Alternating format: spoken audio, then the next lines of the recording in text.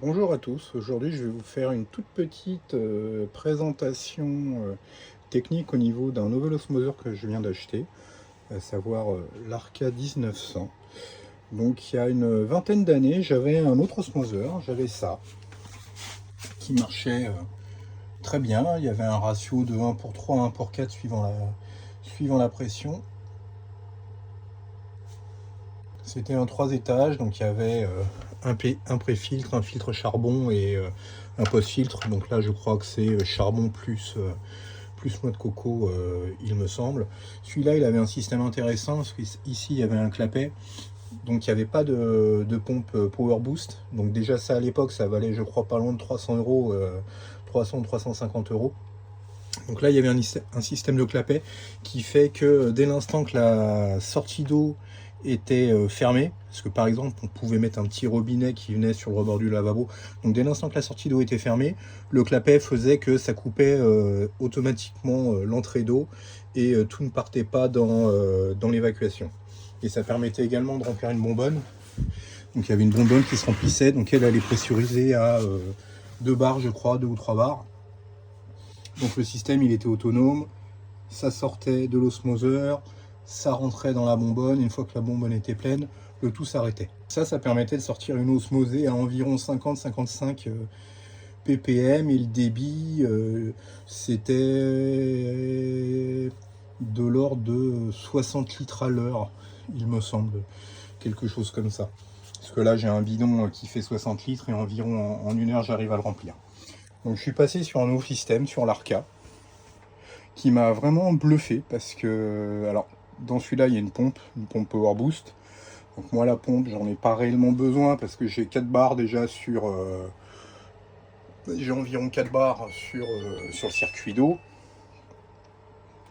La machine à laver qui se met en route. Donc il m'a beaucoup impressionné parce que le rapport osmosé eau de rejet, c'est du 1 pour 1 quasiment. Alors je vais pas vous faire tout le détail, toutes les démonstrations, il y a plein de vidéos sur internet qui vous montrent ça, ils vous font des tests, entrée, sortie, avant eau purifiée, après eau purifiée. Je voulais simplement sur cette vidéo vous montrer des petites astuces qui sont référencées nulle part et que j'ai pas trouvé sur internet, donc je trouvais intéressant d'en parler là. Donc à savoir que moi j'ai remplacé le filtre C2, donc c'est le post-filtre charbon actif, par un filtre résine. Alors déjà, premièrement, contrairement à ce qu'on peut imaginer, le circuit d'eau, ce n'est pas pré-filtre, filtre, post-filtre, pardon, et ensuite membrane. C'est pas dans cet ordre-là que ça se fait. L'eau passe d'abord par le pré-filtre, ensuite la cartouche C1, ensuite la membrane, ensuite ça revient sur la cartouche d'origine qui est la C2 post-filtre, et ensuite seulement vous avez votre eau osmosée. Donc il y a la cartouche C2, celle-ci, voilà, qui vient après la membrane. Sur mon filtre précédent, c'était exactement la même chose. L'ordre des cartouches ne donnait pas le sens de circulation d'eau. C'était toujours pré-filtre, filtre à charbon 1, membrane, filtre à charbon 2. Et donc c'est très important de le signaler parce que ne faites pas l'erreur que beaucoup ont fait quand j'ai vu les vidéos. C'est clairement indiqué ici. Attention, si vous remplacez la cartouche C2 par une cartouche résine, ils le disent bien ici. Si vous souhaitez équiper notre Arca du filtre résine disponible en option, celui-ci ne doit être remplacé par le filtre à charbon C2 qu'une fois le processus de rinçage terminé. C'est-à-dire que la première mise en service, il va falloir patienter 30 à 60 minutes. Il y a tout le circuit qui va se faire, donc ça va, les cartouches vont se purger d'air, ça va purger toutes les impuretés résiduelles qu'il y a dans les cartouches. Il ne faut surtout pas avoir mis le filtre résine en place. Il faut d'abord avoir mis le C2, attendre que toute la purge soit terminée pour ensuite seulement installer le filtre C2. Ce que je voulais vous montrer ici, elles sont très très simples.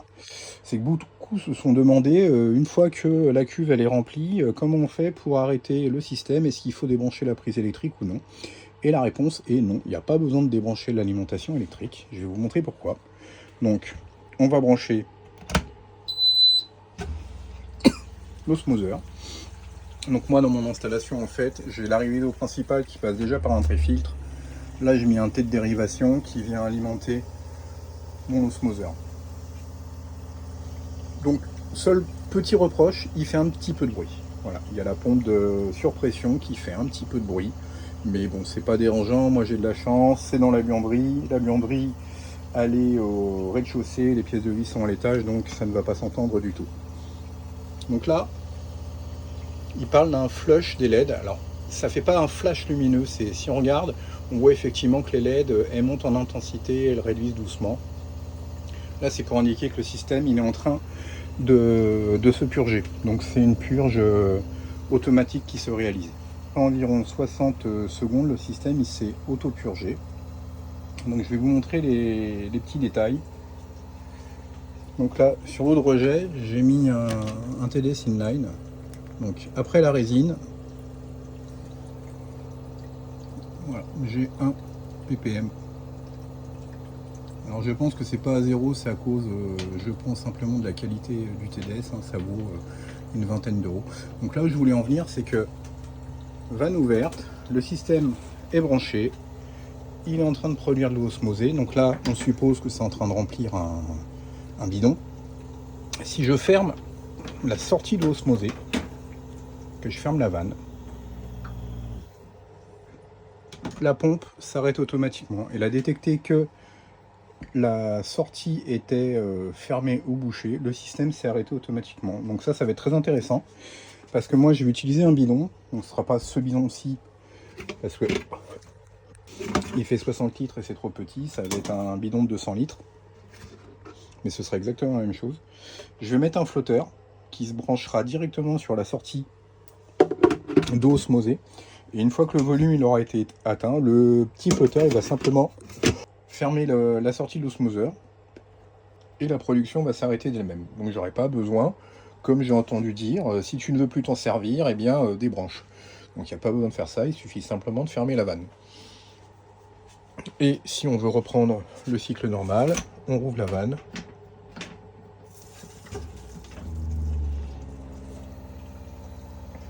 Et la pompe se remet en marche et la production d'eau osmosée se fait. Donc les seules mesures que je vais vous montrer, parce que c'est celles que je trouve les plus intéressantes, c'est sans la résine et avec la résine. Donc là à gauche, ce bidon là, c'est le bidon qui a été fait avec la cartouche C2 sans la résine. Et le gobelet de droite, c'est avec la résine. Donc si on mesure, voilà, on est à 0 ppm en sortie de résine. Alors que si on va avec la cartouche C2 qui n'était pas la cartouche résine, on est de l'ordre de 30. Alors 30, ça me paraît peut-être un tout petit peu élevé, mais c'est ce qui ressort le plus souvent. On est à entre 20 et 60 ppm pour une eau dite osmosée. Petit détail également, ce qui est indiqué dans la notice, c'est qu'il ne faut surtout pas brancher l'alimentation électrique de la pompe si la vanne d'arrivée d'eau est fermée. Sinon la pompe va tourner dans le vide et elle risque de s'abîmer. Voilà, j'espère que cette vidéo vous aura apporté quelques éléments supplémentaires quant au fonctionnement de cet osmoseur. Je vous dis à bientôt.